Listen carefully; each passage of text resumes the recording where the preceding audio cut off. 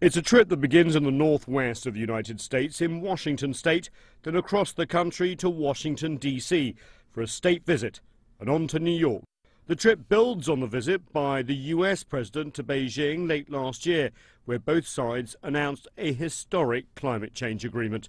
Since then, the relationship has been rocky. U.S. allegations of cyber hacking by Chinese nationals, Chinese concerns over flights by U.S. aircraft off the Chinese coast, South China Sea territorial issues, and U.S. concerns over the Chinese economy and stock market. Some experts on the U.S.-China relationship think that President Xi's visit can go a long way to reassure the U.S.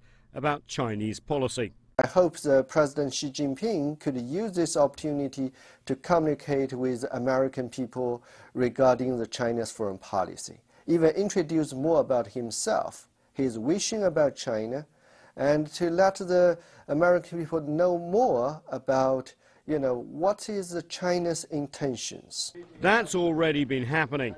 Ahead of President Xi's arrival, senior Chinese officials launched China Book Month by highlighting President Xi's thoughts on China's ambitious reform program. The Chinese speakers there think this visit can help explain China's economic shift. Because it's still relatively new and it's still in the early phase of his reform, so that's why people could hardly catch the essence of his reform.